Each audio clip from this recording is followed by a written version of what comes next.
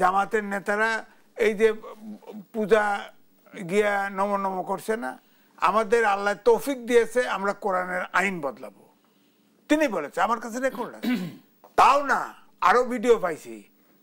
এখন বিভিন্ন ভাবে চাঁদা নেওয়ার জন্য তিনি ব্রিফ করেছেন এই গোলাপ পরোয়ার সাহেব। জামায়াত কি আসলে নির্বাচন বিলম্বিত করার প্রয়াস চালাচ্ছে? সে সঙ্গে কিছুদিন আগে প্রধান উপদেষ্টা যেমনটি বললেন, নির্বাচন বানচালের জন্য ভেতর ও বাইরে থেকে অনেক শক্তি কাজ করবে, বড় শক্তি নিয়ে বানচালের জন্য চেষ্টা করবে, হঠাৎ করে আক্রমণ চলে আসতে পারে। ছোটখাটো নয়, বড় শক্তি আক্রমণ চালাতে পারে এটা বলছে, এবং নির্বাচনও পিছায়, নির্বাচন বানচাল করে দিতে পারে। এটাতে কিন্তু সারা দেশে মানুষ কিন্তু আতঙ্কিত হয়েছে। মানুষ কিন্তু এখন নির্বাচন চায়, কারণ এই সরকার দেশ চালাতে পারছে না, সর্বদিকে সমস্যা।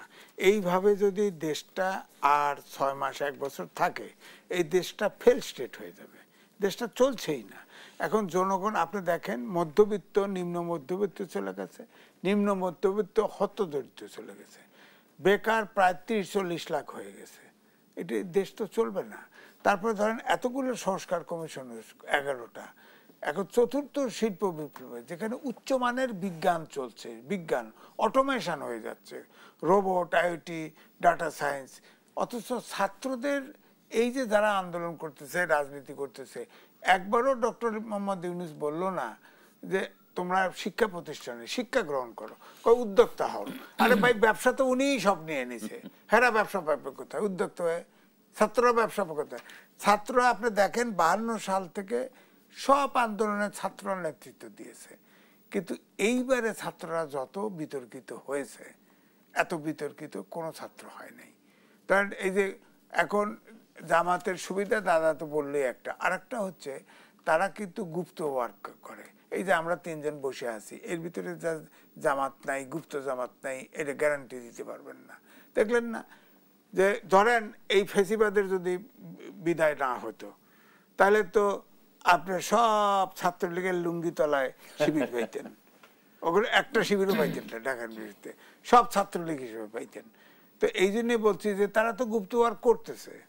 আপনাদের এই টেবিলেই বলছি যে ওখানে যা সাধারণ লোকদের বলতেছে তো যে, এবং আমার কাছে ধরা আছে অনেক, এখন তারা বলে যে দাঁড়িপাল্লায় ভোট দিলে ব্যস্ত পাওয়া যায়। বলেন তো দেখি কতটা শিরক কাজ, কতটা গুনার কাজ বলেন।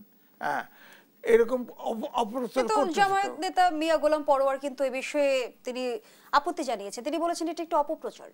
অপপ্রচার কি? আমার কাছে ডকুমেন্ট আছে। উনি বলেছে আমাদের আল্লাহ তৌফিক দিয়েছে আমরা কোরআনের আইন বদলাবো, তিনি বলেছে, আমার কাছে রেকর্ড আছে, রেকর্ড আছে। এবং বলা হয়েছে, আমার কাছে একজন বলছে যে এটা এআই করছে, উনি বলেন নাই, তাকে পাঠিয়ে দিছি, সে বলছে যে না এটা ঠিক বলছে, বলছে তো। তাও না, আরো ভিডিও পাইছি। এখন বিভিন্ন ভাবে চাঁদা নেওয়ার জন্য তিনি ব্রিফ করেছেন এই গোলাপ পরোয়ার সাহেব।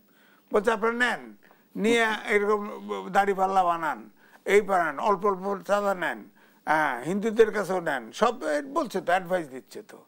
2 নম্বর, আপনি ভিডিও যদি দেখেন আপনি দেখবেন জামাতের নেতারা এই যে পূজা গিয়া নম নম করছে না,